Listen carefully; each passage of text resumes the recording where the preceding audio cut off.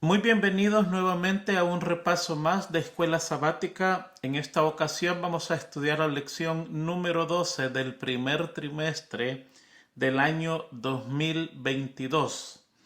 El tema de esta lección es recibir un reino inconmovible.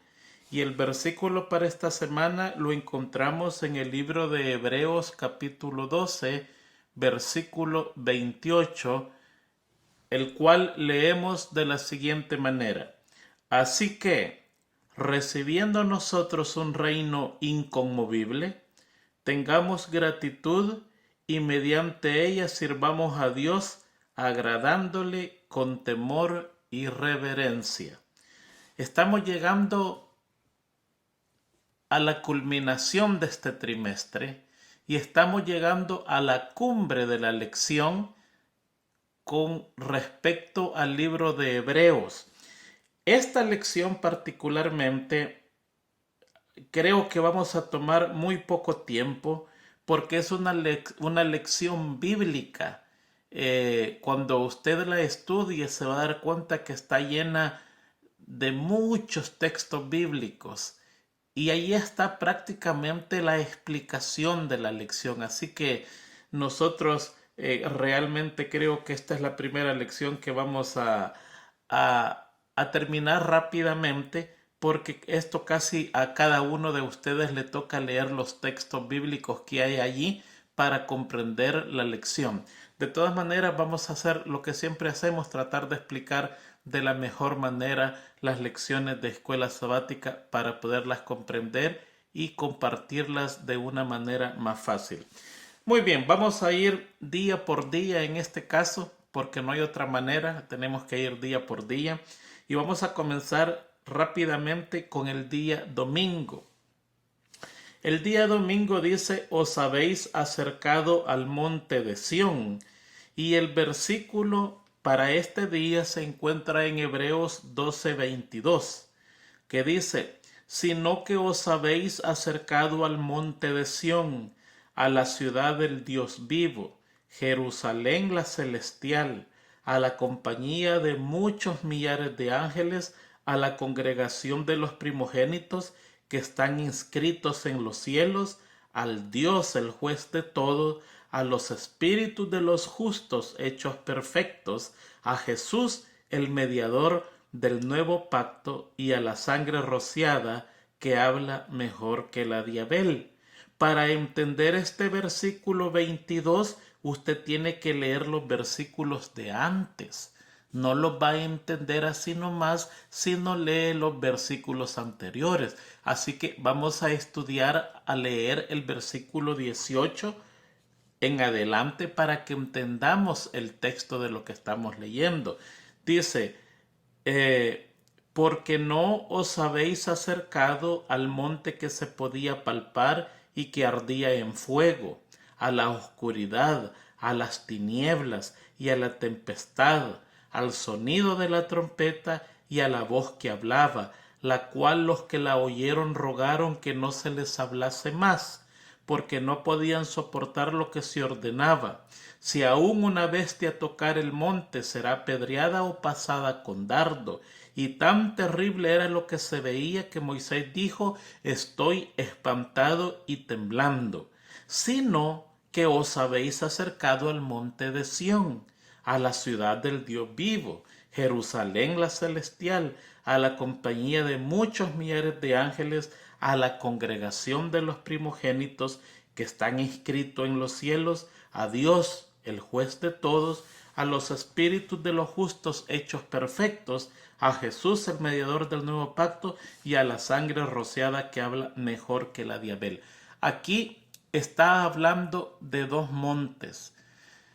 Para generalizarlo mejor, está hablando del antiguo pacto y del nuevo pacto. En el antiguo pacto había un pueblo, en el nuevo pacto es otro pueblo.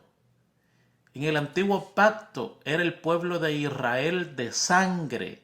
En el nuevo pacto es todo gentil que crea en el Señor y lo acepte como su Salvador sin importar su color, su lenguaje, su origen, su nación, su tribu, sin importar nada. Ya no es asunto de sangre, sino que es asunto de fe. En el antiguo pacto había un monte, el monte Sinaí. Ahí se dio la ley. En el nuevo pacto es el monte de Sión, en el cielo, y ya lo vamos a estudiar. En el antiguo pacto había una ley simple, una ley de 10 mandamientos que se dio para una vida simple que pasaba en estos días. En el nuevo pacto hay una nueva ley muy completa, basada en los 10 mandamientos, pero amplificada grandemente, que ya no está escrita en tablas de piedra, sino que está escrita en tablas del corazón. Les voy a poner un ejemplo rápido de eso. No adulterarás, decía la ley del antiguo pacto. Eso quiere decir que si se acostaba con una mujer o con un hombre que no era su esposo, adulteraba. En el nuevo pacto Jesucristo cambia esa ley y Él dice, se os ha dicho, no adulterarás, pero yo os digo que cualquiera que vea a una mujer para codiciarla, ya adulteró en su corazón. La puso más grande. Entonces esa ley está en nuestro corazón.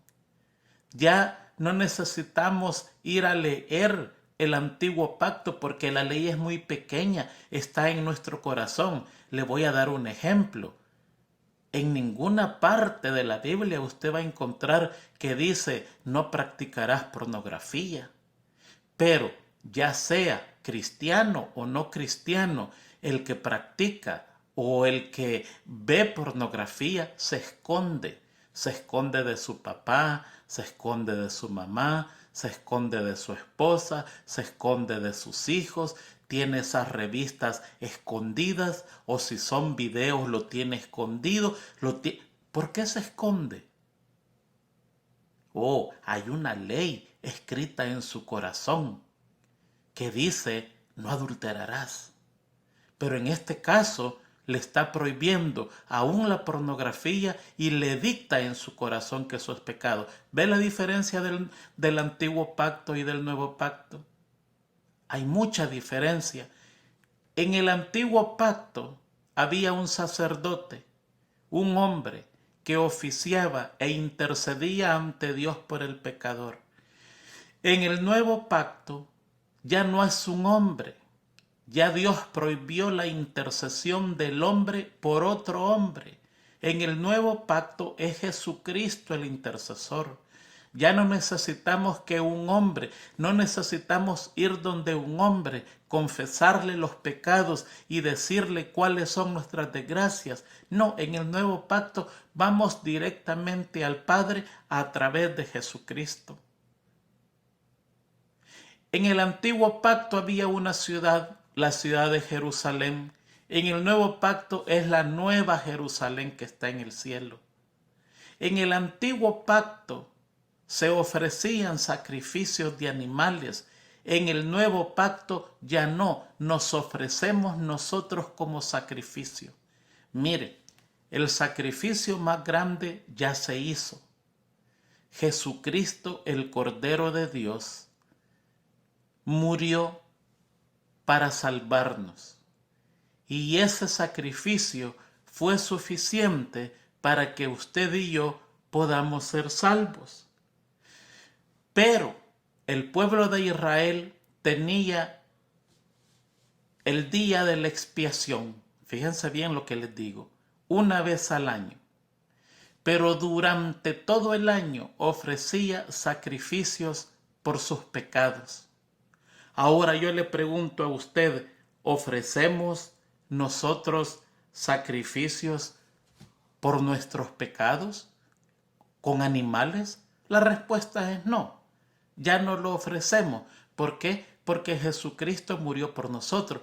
Pero ahora el apóstol nos manda a ofrecernos nosotros como sacrificios vivos.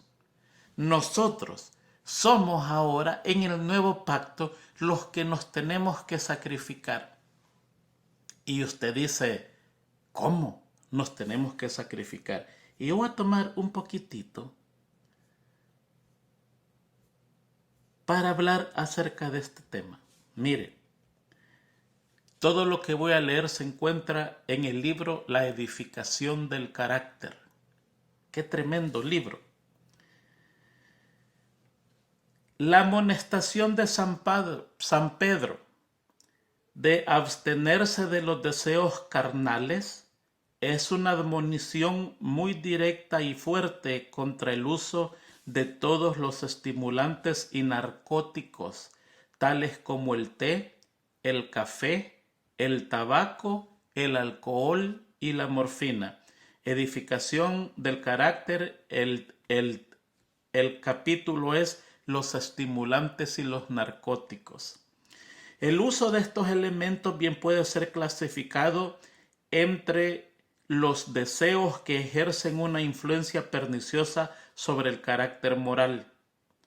Cuanto más temprano se formen estos hábitos perjudiciales, más firmemente mantendrán a su víctima en la esclavitud al deseo pecaminoso y más ciertamente rebajarán la norma de la espiritualidad. En el capítulo Deseos que batallan contra el alma, le voy a leer: donde quiera se encuentren los que estén verdaderamente santificados, elevarán la norma moral manteniendo hábitos físicos correctos y a semejanza de Daniel, presentarán a otros un ejemplo de temperancia y abnegación. Todo apetito depravado llega a ser un deseo que batalla contra el alma. Todo lo que está en conflicto con la ley natural crea una condición enferma del alma. La complacencia del apetito produce un estómago dispéptico, un hígado torpe, un cerebro entenebrecido, y así pervierte el temperamento y el espíritu del hombre. Cuando usted está enfermo, su temperamento se arruina y su espíritu se decae. Y estos poderes debilitados son ofrecidos a Dios, quien rehusaba aceptar las víctimas para el sacrificio a menos que fueran sin tacha. Es nuestro deber colocar nuestros apetitos y hábitos de vida en conformidad con la ley natural. Si los cuerpos ofrecidos sobre el altar de Cristo fueran examinados con el estrecho escrutinio al cual eran sujetos los sacrificios judaicos, ¿quién sería aceptable? En el tiempo antiguo, cuando una persona iba a ofrecer un sacrificio de animal, tenía que fijarse que el animal nunca hubiera sufrido una quebradura de hueso, que no fuera ciego, que no fuera patojo, cojo, que no tuviera un defecto. Tenía que ser perfecto el sacrificio porque representaba la perfección de Jesucristo. Ahora, nosotros no presentamos un animal, nosotros nos presentamos nosotros mismos como sacrificios vivos al Señor, pero usted no puede presentarse como un sacrificio defectuoso cuando usted no sigue un régimen alimenticio correcto. Cuando usted toma estas cosas, hay tantos hermanos que toman café y otros que toman té. Ahora no se confundan, hay un té que es medicinal, ese no tiene cafeína. Pero hay muchos que toman té con cafeína, están arruinando su cuerpo y ese cuerpo arruinado lo quieren presentar como un sacrificio perfecto, vivo a Dios. ¿Puede ser aceptado? Va a ser rechazado. En pocas palabras, si nosotros no tenemos un cambio, vamos a fracasar en la vida espiritual por una taza de café, por una taza de té. Le sigo leyendo. El título del capítulo es El té y el café, y no se lo voy a leer todo, un pedacito. El té y el café, como el tabaco, tienen un efecto pernicioso sobre el organismo. El té es intoxicante, aunque en menor grado, Su efecto es el mismo en carácter que el de los licores espirituosos. Es lo mismo, menor grado, pero es el mismo efecto. El café tiene una mayor tendencia a entenebrecer el intelecto y a debilitar las energías. No es tan poderoso como el tabaco, pero es similar en sus efectos. O sea que lo está comparando con el alcohol y el tabaco. Los argumentos presentados contra el tabaco también pueden ser empleados contra el uso del té y el café. Se lo voy a leer todo, de todas maneras. Cuando los que tienen el hábito de usar té, café, tabaco, opio o licores alcohólicos son privados de esta complacencia habitual, encuentra que es imposible participar con intereses y con celo en el culto de Dios.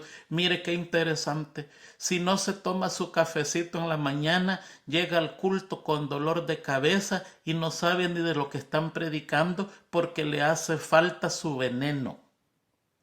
La gracia de Dios parece carente de poder para avivar y espiritualizar sus oraciones o sus testimonios. Estos cristianos profesos deben considerar la fuente de su gozo. ¿Es de arriba o de abajo? El que usa estimulante, todas las cosas les parecen insípidas sin la complacencia favorita. Esto amortece las sensibilidades naturales tanto del cuerpo como de la mente y hace que estos sean menos susceptibles a la influencia del Espíritu Santo. En ausencia del estimulante habitual, sienten un hambre del cuerpo y del alma, no de justicia, de santidad, ni de la presencia divina, sino de su ídolo acariciado. Necesita tomar su té y su café para sentirse bien, alegre, conforme, tranquilo en el culto del Señor, y así quiere presentar el sacrificio vivo a Dios sin mancha. No puede hacerlo. Está imperfecto.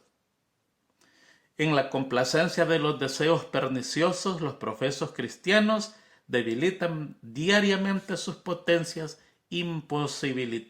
imposibilitándose para glorificar a Dios. La semana pasada hablamos de la santidad y yo decía que la santidad en verdad es obediencia. Y mire, eso no es razonamiento mío, está en el espíritu de profecía. A veces uno no menciona el espíritu de profecía porque lo ha consumido tanto que uno siente que es propiedad de uno, es como que es parte de uno. Pero eso no es razonamiento mío, sino que es del espíritu de profecía. Y en el espíritu de profecía usted encuentra varios termómetros para saber su condición espiritual. Ese es un termómetro. ¿Quiere saber cuánta fe tiene? El termómetro es la obediencia. ¿Obedece mucho? Así es su fe.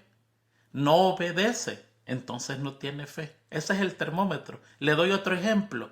¿Quiere saber cuán difícil o fácil va a ser para usted recibir la marca de la bestia? Cuando escuchamos eso nos horrorizamos. Pero ahí en el espíritu de profecía encuentra que hay un termómetro para que usted sepa qué fácil va a ser recibir o cuán difícil va a ser para usted que reciba la marca de la bestia. ¿Sabe cuál es? Guardar el sábado. Si usted es un quebrantador del día sábado, si no cuida los principios, los extremos, si ya el sol se puso y usted sigue en su mundo, en su negocio, haciendo cosas, o el sol no se ha puesto y usted ya anda en el mundo, si usted quebranta el día sábado, usted es candidato seguro para recibir la marca de la bestia. Pero si usted es una persona cuidadosísima con el sábado, que no permite pecado, no permite distracción, eleva su mente a Dios, cuando venga eso va a ser difícil, casi imposible. No va a poder quebrantar su día, el día santo del Señor. Ese es otro termómetro. Y yo decía la vez pasada que el termómetro de la fe es la obediencia. Cada vez que desobedecemos es porque desconfiamos de Dios y hacemos las cosas a nuestra manera. Pues aquí el apóstol le está diciendo, ¿no se acercaron a aquel monte que temblaba? aquel monte que había tempestad, que habían rayos, que habían truenos. No, ustedes se acercaron al monte de Sión. ¿Cuál es ese monte? ¿Sabe usted cuál es ese monte? En el cielo está el famoso monte de Sión de Dios. ¿Cuándo sucedió eso? Cuando fue el día del Pentecostés. Esa era la señal para los apóstoles que el sacrificio de Jesucristo había sido aceptado y ahora Él comenzaba el nuevo pacto, donde Él era el sumo sacerdote, donde iba a oficiar a interceder en el cielo, en el santuario celestial, en el monte de Sión de Dios. Eso es lo que está diciendo la lección prácticamente para esta semana. No estamos en el pacto antiguo, no estamos con una ley simple, no estamos con un sacerdote hombre, no estamos enfrente del monte Sinaí, no estamos con judíos de sangre, no, estamos con un pueblo de fe. Estamos con un sacerdote que es Dios y es Jesucristo. Estamos en el monte Sión. Estamos frente a la Jerusalén celestial. Una ley escrita en el corazón de nosotros que tiene que trabajar por fe. El pueblo Israel antiguo fracasó porque no tuvo fe. Y a nosotros se nos invita a no copiar, reproducir los actos del pueblo antiguo por falta de fe. Le termino leyendo el capítulo 11 para pasar al día siguiente de el libro La edificación del carácter y escuchen lo que dice.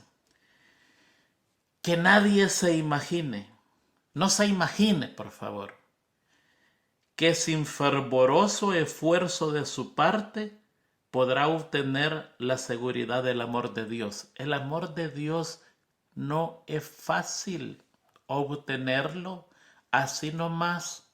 Muchos predican un amor barato de Dios. Dicen, no hagan nada. El amor de Dios es tan grande que cubre al pecador. Sí, es verdad. Pero usted tiene que hacer un esfuerzo.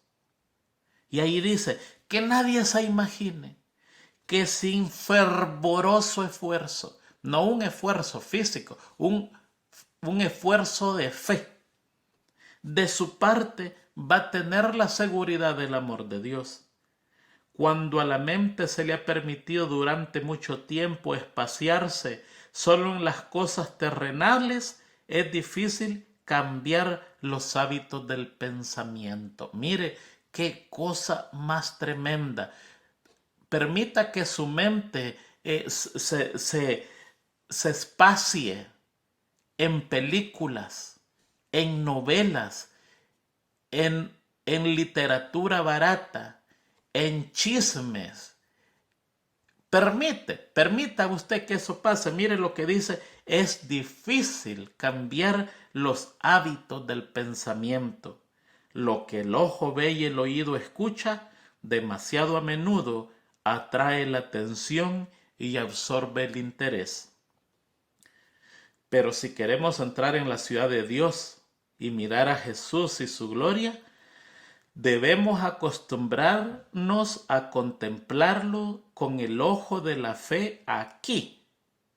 Las palabras y el carácter de Cristo deben ser a menudo el tema de nuestro pensamiento y de nuestra conversación, y todos los días deberían dedicarse un tiempo a la meditación acompañada de oración sobre estos temas sagrados.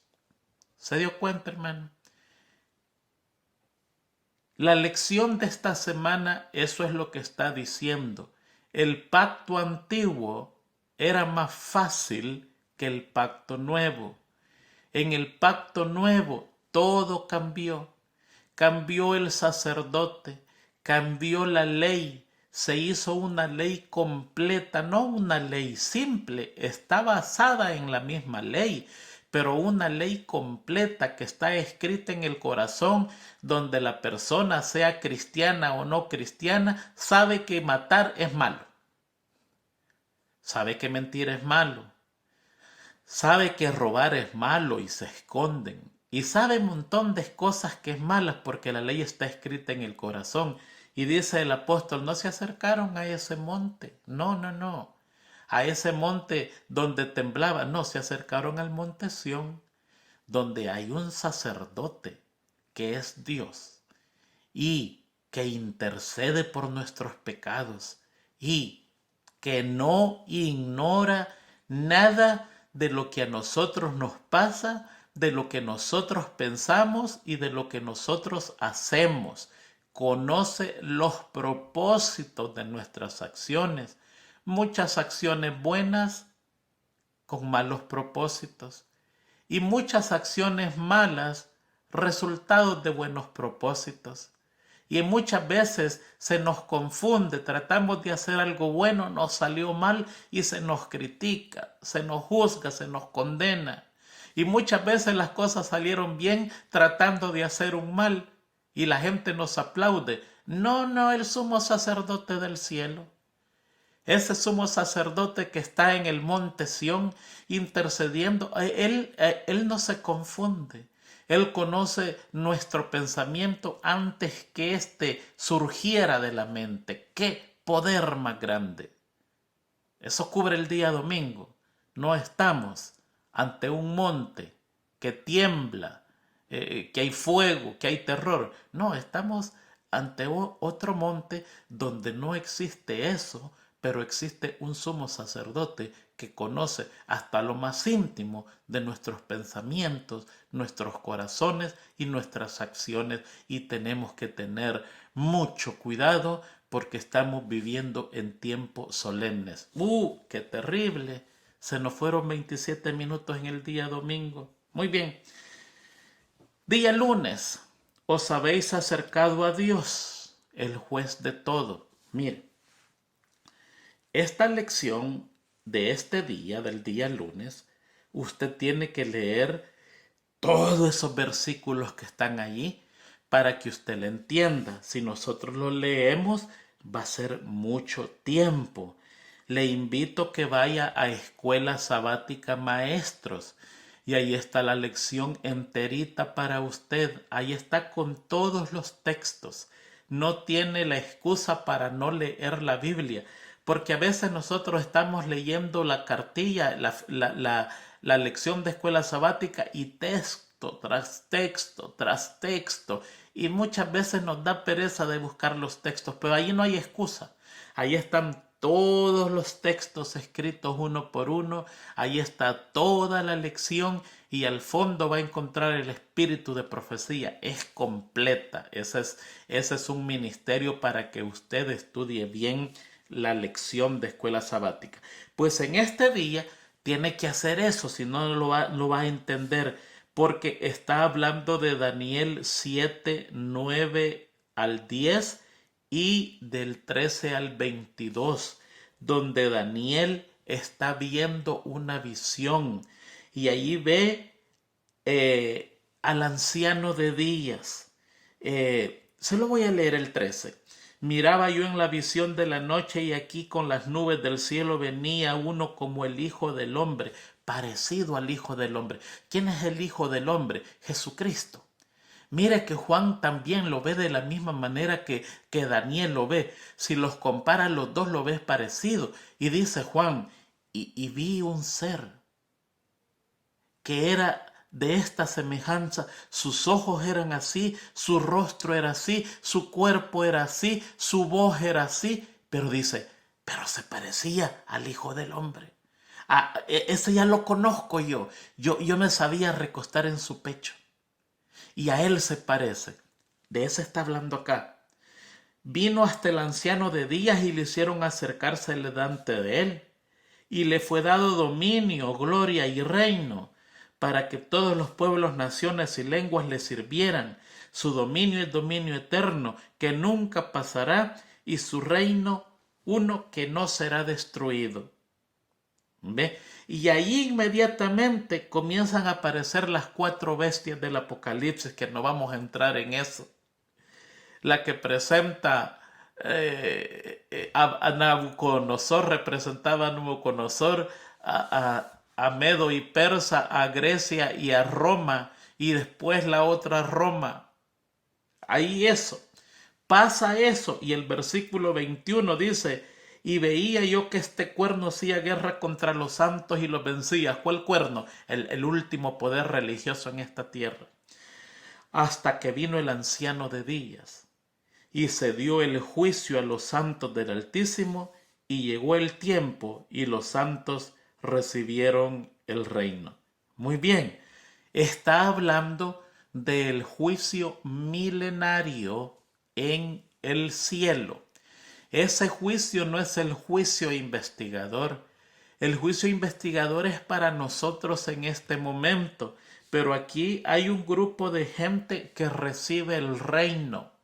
A Jesucristo se le entrega el poder, la gloria y un gobierno que no perece.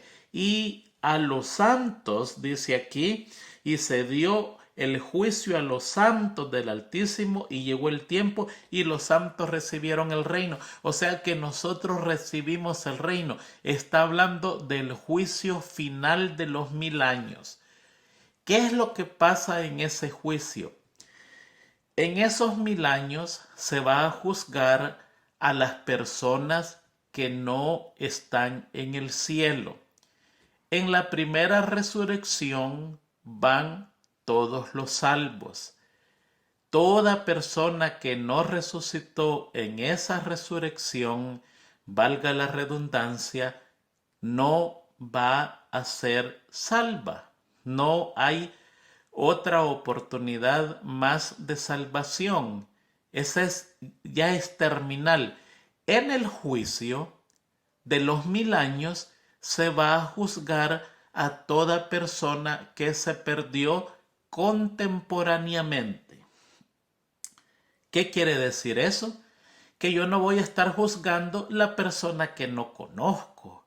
Yo voy a juzgar a la persona que conozco y que no llegó al cielo. Por ejemplo, si yo conozco al hermano Pepito y el hermano Pepito no llegó al cielo, yo voy a preguntar a Jesucristo: ¿y qué pasó con el hermano Pepito?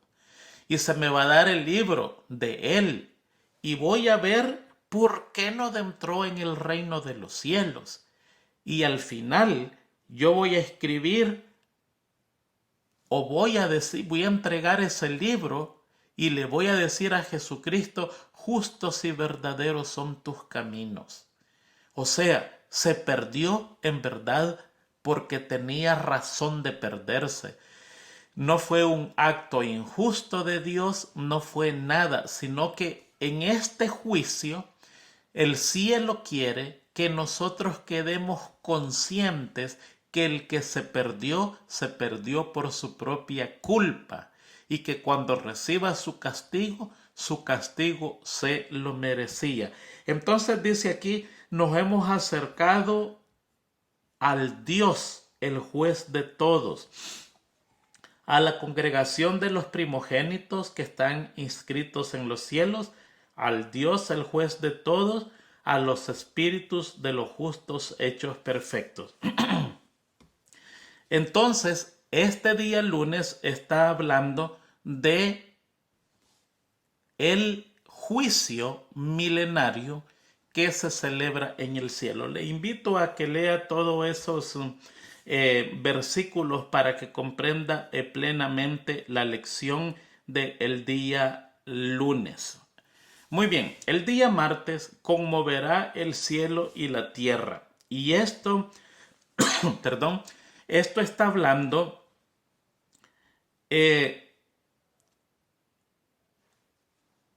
del último juicio aquí en la tierra. A veces se nos dificulta un poco aceptar que el Señor nos llama la atención con los juicios que pasan en la tierra. Dios nos los provoca, Dios lo permite. Lo que pasa es que si al diablo se le permitiera, destruye la tierra en unos minutos. Y no se le permite. Recuerde que el Apocalipsis dice que hay 4 ángeles que están en los extremos de la tierra, en el norte, sur, este y oeste, deteniendo los vientos de destrucción, porque uno de los pasatiempos favoritos del diablo es destruir todo, destruye todo. Por eso es que nosotros tenemos que tener cuidado. A veces hay muchos de nosotros que destruimos la tierra. No somos cuidadosos con la basura. No somos cuidadosos con la naturaleza, con los árboles, con las plantas, con los animales. Y hay una parte de la Biblia que dice que Dios viene a destruir a aquellos que destruyen la tierra. Entonces, si al diablo se le permitiera, nos destruye a nosotros en unos segundos. Nos elimina, nos mata. Ese es lo favorito de él, ese es el pasatiempo favorito de él. ¿Ve? Y muchas veces Dios permite para llamar a su pueblo a un arrepentimiento. Muchas veces nosotros nos acercamos a Dios en medio de las desgracias. Muchas veces tenemos que ser sacudidos para nosotros acercarnos a Dios. ¿Cuántas veces hay personas que se le dé el evangelio, se le invita a que venga a la iglesia, se le ruega? Yo he tenido que rogar personas que por favor vengan a la iglesia por su propio bienestar, que busquen al Señor, y no vienen a la iglesia hasta que reciben una desgracia, una sacudida total. Entonces allí despiertan y dicen: Señor, ayúdame. Y ahora maltrechos, arruinados, con dolor, con sufrimiento, enfermedades, o una pérdida física, una pérdida económica o de bienes, ahora viene a la iglesia. Es muy triste nuestra situación, pero aquí nos hemos acercado a un Dios que va a conmover la tierra una vez más. ¿Cuándo va a ser eso? Cuando Él termine el pecado de una vez para siempre. La tierra va a ser renovada, va a ser purificada con fuego. La tierra se va a prender, dice el espíritu de profecía, que se va a prender muy profundamente. Va a ser un mar líquido, va a arder y va a deshacer toda la superficie de la tierra. La va a purificar de una manera que va a parecer un mar líquido de fuego. Conmoverá el cielo y la tierra.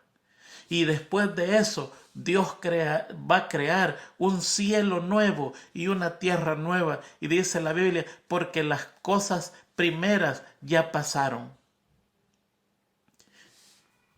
Yo siempre he creído, esto es mi creencia, por favor no lo vaya a tomar que así es, pero yo siempre he creído que en la segunda reconstrucción o recreación de la tierra, todos la vamos a ver.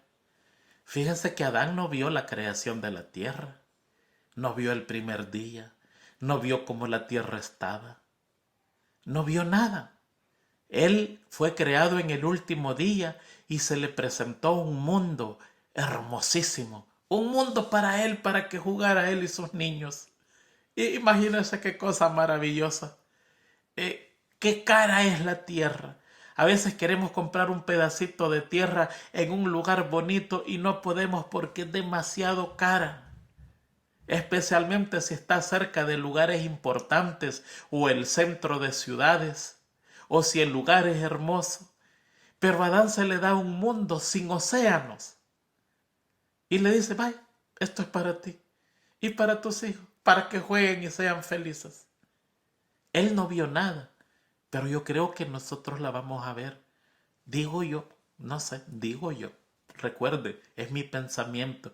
Yo creo que desde los muros de la santa ciudad, después que pase esa última sacudida del cielo y la tierra, el Señor va a decir: el primer día que sea esto. Y va a ser, y nosotros vamos a decir: wow.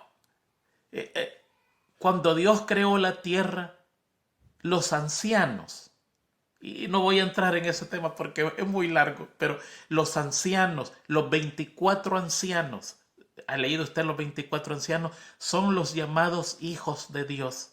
Y ellos, ese grupo de especial de los más elevados ángeles en el universo, los más antiguos ángeles que nosotros no los conocemos, poco se dice de ellos, estuvieron presentes, y la Nueva Versión Internacional dicen que saltaban locos de alegría cuando Dios creaba este mundo. Estaban felices, estaban rebosando por la alegría de la creación de un nuevo mundo cuando Dios hacía esta tierra.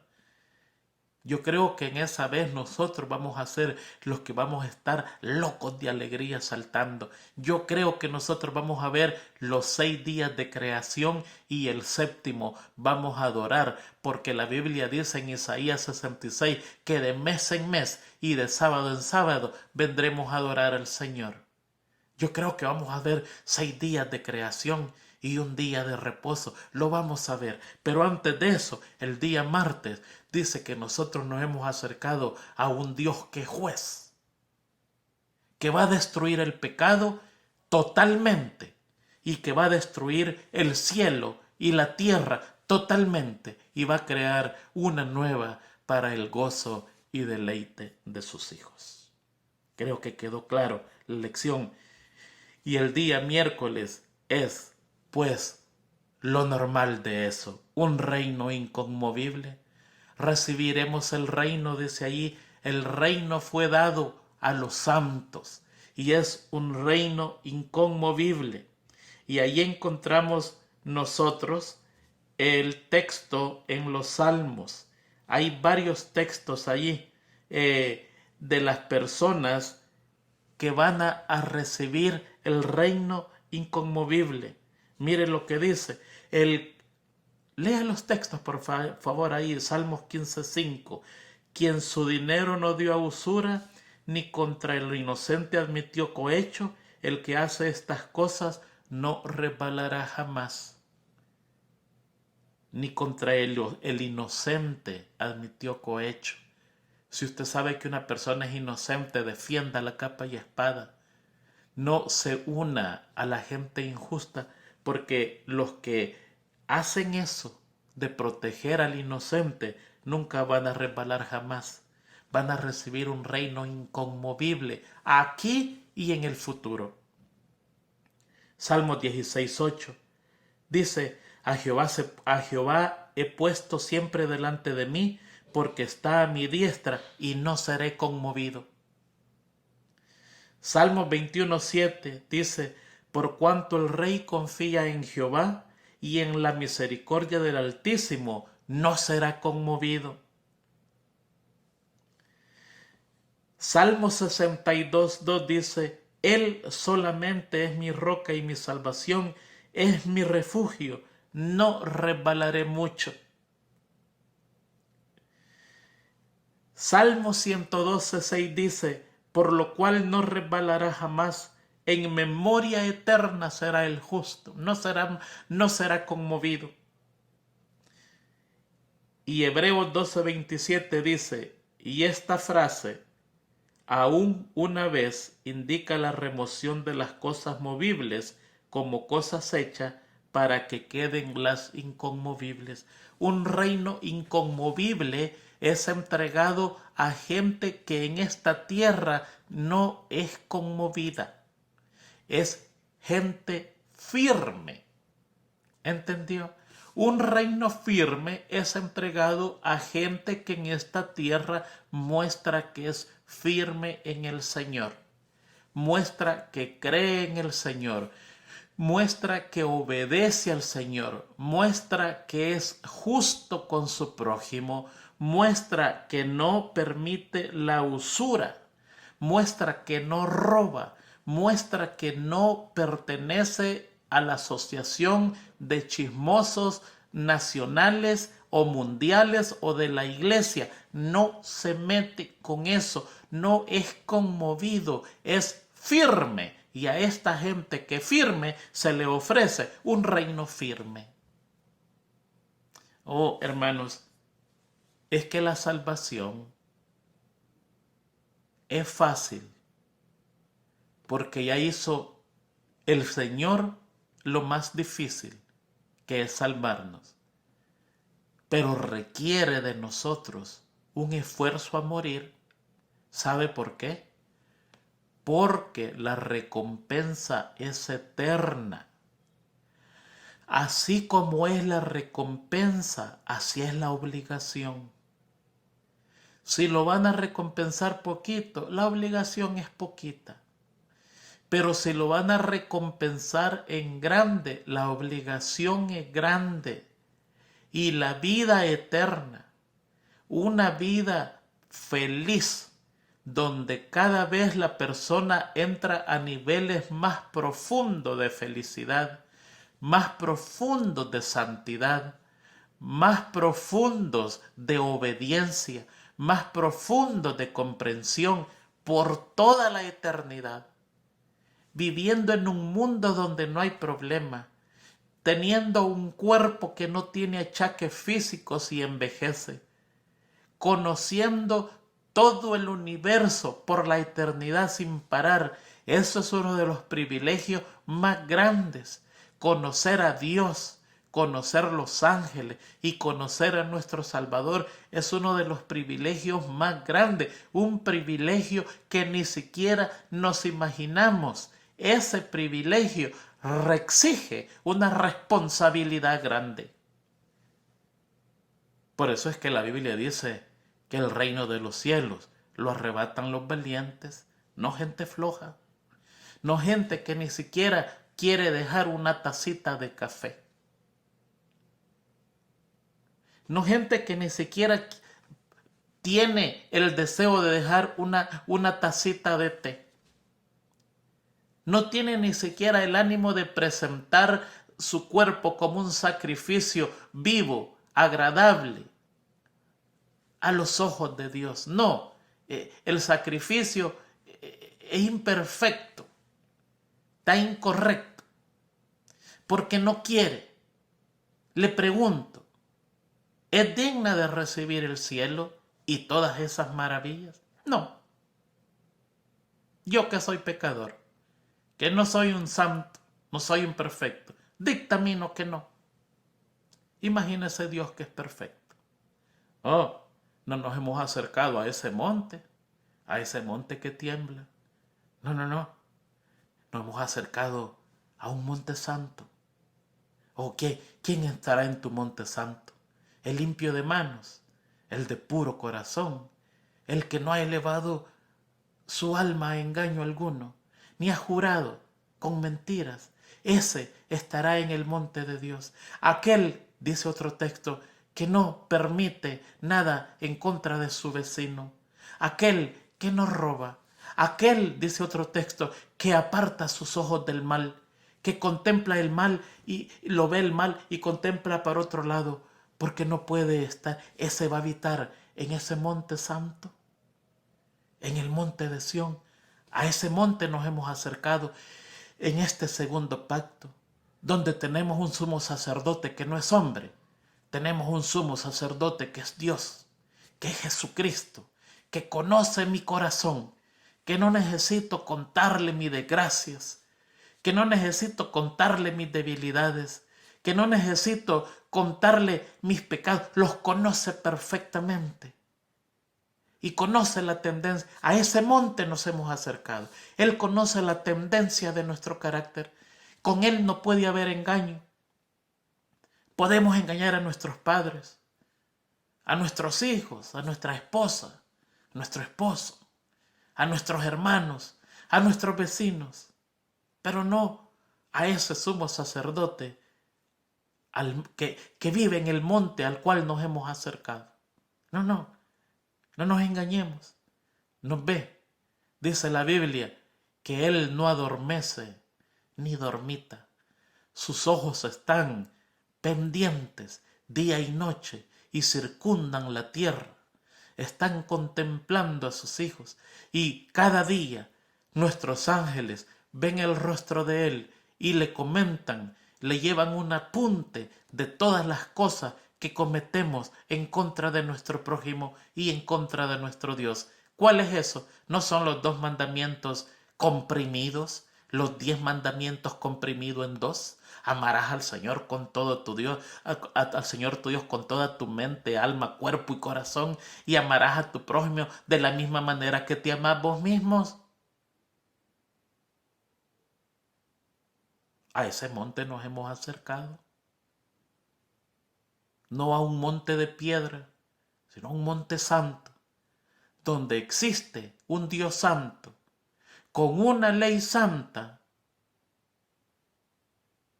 y los que se acerquen allí tienen que ser santos, completamente santos.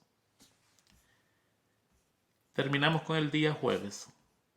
Tengamos gratitud. Qué hermosa la lección de Hebreos. Qué cosa más impresionante. Cuando yo dije Hebreos, dije yo, qué difícil. Va a estar difícil, pero no ha estado fácil. El Espíritu Santo nos ha iluminado para que comprendamos el hermoso mensaje de Hebreos. Hebreos 12:28. Dice, así que recibiendo nosotros un reino inconmovible, tengamos gratitud y mediante ella sirvamos a Dios, agradándole con temor y con temblor. Los demonios creen y tiemblan, pero no obedecen. No pueden obedecer. Tuvieron su oportunidad de obedecer y decidieron no hacerlo. La gracia los abandonó y ahora solo les ha quedado el temor y el temblor. Pobres, temen y tiemblan, pero no obedecen. No es suficiente temer y temblar.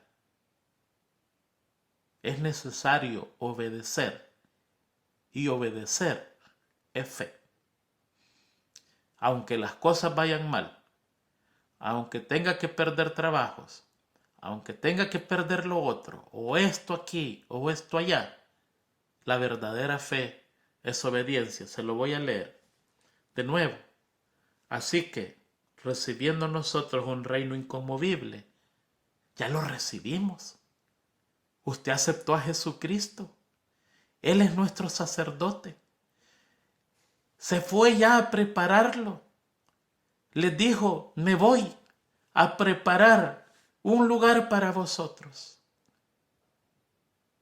Voy a preparar mansiones para ustedes. Ya sabemos cuáles son.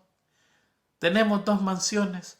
Una en la Jerusalén, la santa ciudad, que descenderá del cielo a la tierra, y otra, las hermosísimas mansiones que abandonaron los demonios, que en ese tiempo eran ángeles de luz. Esas son las que están preparadas para nosotros, y eso se nos ha dicho, no dejes que otro tome tu corona que Cristo ha preparado para ti. Esas mansiones, junto con la corona, junto con un vestido de vida, junto con un arpa de oro, están preparadas para nosotros. Y dice, ya que hemos recibido ese reino inconmovible, que no va a terminar, tengamos gratitud y mediante la gratitud sirvamos a Dios agradándole. No es solamente agradecer, muchas gracias Señor, pero yo no puedo hacer eso. Mira, ahí están pidiendo que trabajemos en la iglesia, me vas a perdonar, pero yo no tengo tiempo, que lo haga otro. No, está perdido.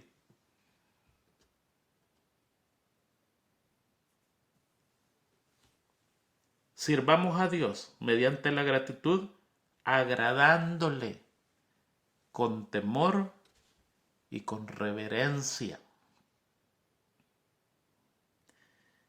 Y Hebreos 13, 15 y 16 dice, así que ofrezcamos siempre a Dios, por medio de Él, sacrificio de alabanza, es decir, frutos de labios que confiesan su nombre.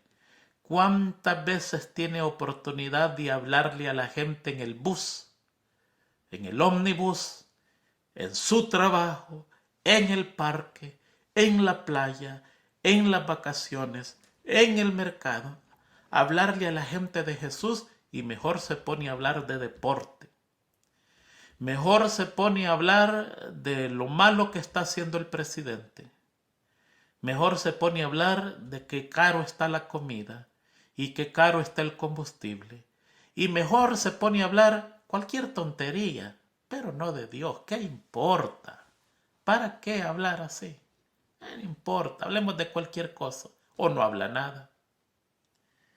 Así que ofrezcamos a Dios, por medio de Él, sacrificios de alabanza, es decir, fruto de labios que confiesan su nombre, y de hacer bien y de la ayuda mutua, no os olvidéis, porque de tales sacrificios se agrada a Dios. ¡Qué tremendo! Ahí está dicho en otras palabras, no se olvide de hacer obra misionera y no se olvide de hacer el bien a su prójimo, dándole comida, dándole ropa, dándole medicina, visitándolo si está enfermo. Qué tremendo mensaje. ¿Cómo usted puede tener gratitud a Dios? Te agradezco, Señor, tú eres tan bueno conmigo, pero ya me voy. Voy a ir a ver el partido. No, hermano, no se equivoque. No se equivoque. No nos equivoquemos. La gratitud verdadera con Dios es hablando a la persona que usted encuentra en su camino, diciéndole, mira, estamos viviendo en tiempos solemnes. Hay un juicio que se está celebrando. Por favor, que no se vaya a cerrar ese libro y tu nombre no sea en el libro de la vida. Por favor, eso es lo primero que podemos agradar a Dios. Segundo, dice, y de hacer bien y de la ayuda mutua no os olvidéis, porque de tales sacrificios se agrada a Dios. De todo eso, ¿qué es lo que hacemos? ¿En verdad predicamos la palabra de Dios? ¿A tiempo y afuera de tiempo?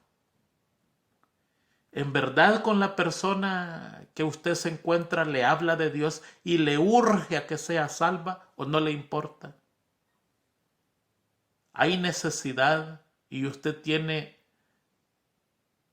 un pedazo de pan, pero no lo entrega. Llegó el profeta y le dijo, dame de comer a mí primero. Qué egoísta, ¿no? ¿Tienes algo de comer? Y la viuda de Sarepta le dijo, tengo un poquito de harina y un poquito de aceite, que estoy pensando hacerme un pedazo de pan y darle a mi hijo y a mí y morirnos. Ah, sí. Pues mira que no lo vas a hacer así. Cose ese pan y me lo haces debajo de la ceniza porque yo soy un profeta y yo soy delicadito para comer. No me como cualquier pan.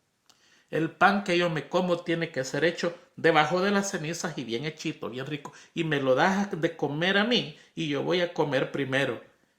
Y aquella mujer extranjera que ni siquiera era del pueblo de Israel, tomó aquella harina, la amasó con aquel aceite, lo metió como el hombre quería porque era un restaurante con menú y le sirvió el pan. Y el profeta le dijo, la harina de la vasija no escaseará, ni el aceite de la tinaja menguará, porque mi palabra lo ha hablado. ¡Oh, qué tremendo! Hay promesas para nosotros. Es un gran negocio seguir a Dios. Es negociazo seguir a Dios. Si lo experimentáramos mucho, siguiéramos a Dios aunque sea por negocio. Pero hay una promesa para todos aquellos que ayudamos. Y yo soy un ejemplo de ello. ¡Qué hermosa bendición! Yo tengo un pedacito de cielo aquí en la tierra. Y aquí por eso le estoy predicando, porque tengo gratitud. Ya se me dio un reino inconmovible que no va a parar nunca, es eterno. Una morada en el cielo. 2 moradas aquí en la tierra, una en la santa ciudad y una en la casa de campo, que lo voy a invitar que usted vaya. Va a ver qué casaza, desde ahora la estoy diseñando. Qué hermosa casa me voy a construir. ¿Acaso no voy a tener gratitud de ir a hablarle a una persona a la que encuentro en el camino? Le pregunto cómo está su fe. ¿Cree en Dios? Estamos viviendo tiempos solemnes. No se vaya a perder. Busque a Dios. Se lo digo sin ningún problema, porque tengo gratitud, porque quiero que viva un pedacito de cielo ya aquí en la tierra. Vivamos por adelantado. Y si hay que entregar dinero a la persona que necesita, entreguémoselo. Si hay que entregar comida, hágalo. Tengamos gratitud. ¿Sabe por qué? Porque no se ha acercado a un monte de piedra que tiembla. Se ha acercado a un monte divino que está en el cielo, donde el dueño de ese monte es santo, donde el dueño de ese monte es perfecto, donde Él conoce todo lo que pasa en nuestro corazón, y ese reino se nos ha entregado, pero para llegar a poseerlo tenemos que ser santos. Que Dios le guarde, que Dios le bendiga. Que podamos llegar a ese monte. Ya se nos entregó. Solo hay que tener fe. La verdadera fe es obediencia. Obedezca sin importar las consecuencias. Obedezcamos y vamos a ver que la mano de Dios será sobre nosotros, aquí en la tierra, en su segunda venida y por la eternidad.